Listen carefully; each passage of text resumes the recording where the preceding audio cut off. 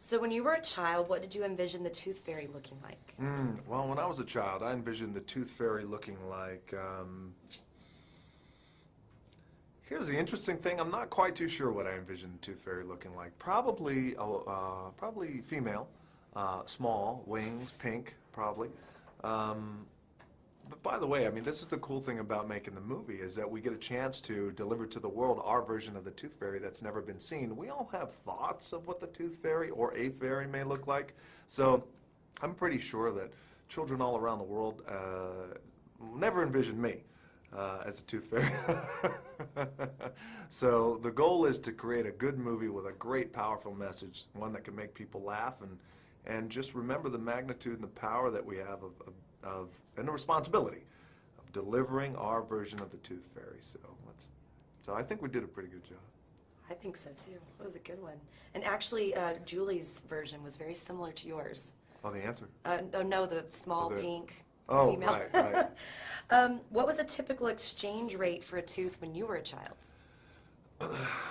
Well, let's see. The exchange rate when I was a child was probably about $1 or $2, depending on whether it was a molar or not. But the Tooth Fairy was always wonderful to me, and I really appreciate that. And I know today's Tooth Fairy, because there's many Tooth Fairies, by the way, and I know that some Tooth Fairies leave money. Some Tooth Fairies leave little gifts and presents and things like that, which always works too as well. And that was the exchange rate back then. But as long as it's always given with love, which that's what Tooth Fairies do. And how did you feel about the tutu? I felt great about the tutu. Here's the thing. When you sign on to a comedy, you can't worry about looking cool. You got to make people laugh. Cool is the opposite of funny, oftentimes, for me, in my approach to it. And not only that, but you're signing on to do the Tooth Fairy. Well, a lot comes with that, and that means pink, size 14 ballet slippers, magic wand, powder blue wings, pink wings, there's a lot happening with the Tooth Fairy. So when you sign on, you be prepared. Check your ego at the door. Don't worry about looking cool, and let's make people laugh and entertain them. Well, and you did. At the Thank screening you. last night, everyone was Awesome. And name the one thing that sold you on the idea of playing the Tooth Fairy. Well, a couple of things sold me on playing the Tooth Fairy is, there was the idea of the Tooth Fairy, and there's been a lot of versions of the Tooth Fairy script floating around Hollywood for decades, by the way. There's been so many actors who have been attached.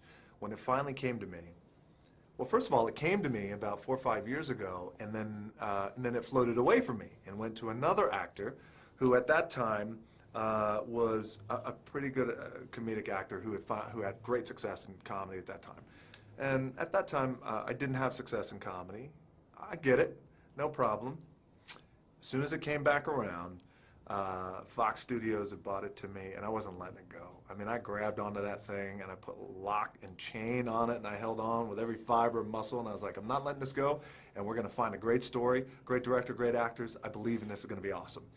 And it was the first thing that I love, which is the concept. It's the Tooth Fairy. It's never been seen. That is a great opportunity. We got a great opportunity to deliver something really cool. The comedy was great. That made me happy. That's important. The story, the message, the powerful message about believing in the impossible. The impossible is possible. That sounds very cliched, and oftentimes it is, but when you strip away some of the cliche and how it's used oftentimes in our society, it's still powerful. That's a powerful message. And then you got a studio who delivers great in terms of high concept comedies. Fox Studio, they do that wonderfully well. So all the stars were aligning nicely. That's true. And what was your favorite Tooth Fairy gadget? My favorite Tooth Fairy gadget would have to be, well, there were many Tooth Fairy gadgets that didn't quite make it in the movie, like my Fairy Berry, which is my Blackberry. It's only Fairy Berry. I enjoyed that. The Fairy Fitness Center that I worked at was wonderful up in Fairyland. That got cut out of the movie. Wonder why? Why? You don't want to see the Tooth Fairy just work out and do sets and reps? That's it. Yeah. One more.